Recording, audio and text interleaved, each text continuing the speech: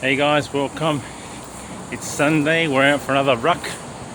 Got the dogs. Now, the topic of today's little video, it's not motivation. This is really probably just down to asking questions. So, the question that was posed is, at what point did calories, which is a measure of energy, hijack the whole concept of eating food? So then basically, when did the whole concept of calories and eating calories versus eating food become a thing? Now, I didn't know this until I started doing my homework. I thought it might have been a thing all along, but the reality is it never was a thing. And it became the thing when we go back to 1918 and to a lady called Dr. Lulu Hunt Peters. Now, she was a doctor, medical professional, who wrote a book around eating and eating calories and the whole concept of what you should eat to maintain a healthy lifestyle. Now, the problem with this is this individual battled with her weight her whole life, including when she came up with this concept of calories and the amount to eat. She still battled with it, which is one of the reasons why, excuse the noise, hopefully you can still hear me, why I am so against barcode scanning and the whole concept of eating a calorie versus eating a piece of food. You see, calories, it's a form of measure. It's a unit of measure. It's basically a unit of energy, what we do to measure heat. So in the physics and the scientific world, we measure the amount of heat given off by something as a calorie, right? That's where it comes from. So let's go back in the time machine. Lulu Hunt Peters was trying to give up some way to do this, and she came up with this concept of, you will no longer eat a slice of bread. You'll eat 100 calories of bread. You will no longer eat a piece of pie. You'll eat 350 calories of pie, and so on. She's also the person blessed with this, I'm not going to call it gift, but this 1200 calorie a day bullshit. She was the person that wrote in her book that in order for you to maintain a fit and healthy lifestyle, you should eat no more than 1200 calories a day. But you can eat whatever you want. Now, we also know that that's a crock of shit today as well too, because food nowadays is not the same as food the way it used to be in the 90s, 20s, where it was whole food. We eat processed shit, things out of a tin, things out of a box, add water, reheat. A calorie now is not the same as a calorie then. On paper it is, but it is not the same. It is a completely different nutrient breakdown. So case in point, fast forward now through to the last 10, 15, 20 years, there's been multiple tests run by dietitians, nutritionists, all trying to prove the point around why calories are not the only way forward, which is why it dumbfounds me why PTs continue to say you just need to be in a calorie deficit to lose weight. That's also bullshit. The test was simple. University students, all around the same age, relatively fit, relatively healthy, working out, were given one thing: a slice of cheese in a piece of bread. One was given as close to possible a whole grain bread with a proper slice of cheese.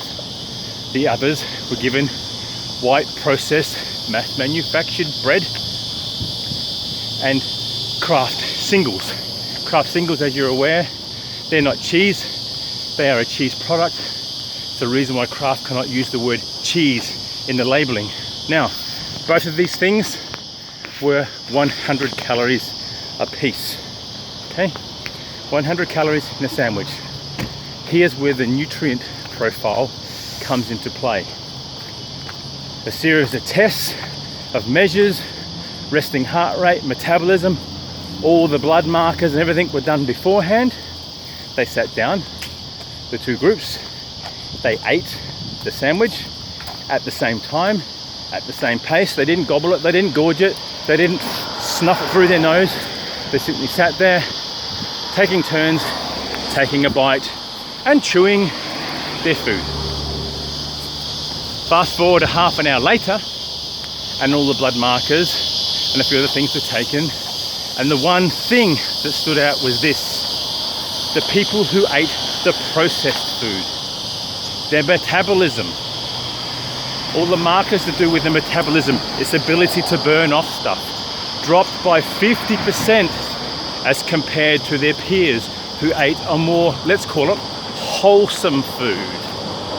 Right? Stuff that's not processed, that's not refined, that's not plastic wrapped. And therein lies the simple thing. The nutrient profile of the food is completely different. Whilst both are calories and they are the same, the requirements upon the individual's body to break that down is completely different. So thank you, Dr. Lulu Hunt Peters. I know she's no longer living. Thank you for screwing up life's little pleasures of eating food. We're now so freaking focused on eating a simple thing like calories. We're barcode scanning. And you know what? That then brings it, the next thing is the Atwater profile, which is how calories packaging is done. It's a simple unit of measure, and the reality is that unit of measure is not accurate. Someone looks at a slice of cheese, guys who works out what cheese is, says, okay, X amount of grams per calorie, per fat, per protein, blah, blah, blah. That's how many calories that slice of cheese is. Bollocks, we don't do that anymore. They're all completely different. It's a quick and easy way for people to get themselves messed up. It's a quick and easy way for people to not understand what their own freaking body needs. For a PT to continue just to say, hey, drop 500 calories a day out of your food and you'll lose fat, you'll lose weight. You're not eating what your body needs. So flip this on its head. Here's a good example why that BS about eating 1200 calories a day is a myth, and why it doesn't work until you understand yourself. Why are our top athletes who are burning calories eating 3, 4, 5, sometimes 7 to 10,000 calories a day? And why are they not, excuse my French, become a fat piece of shit sitting on the couch? Because they're eating to fuel their body. They understand the nutrient profile of some of the foods that works for them. They get to know that if they eat broccoli, the microbiome in their stomach, in their particular case, doesn't like that shit. It causes them to be bloated. So therefore, they remove it.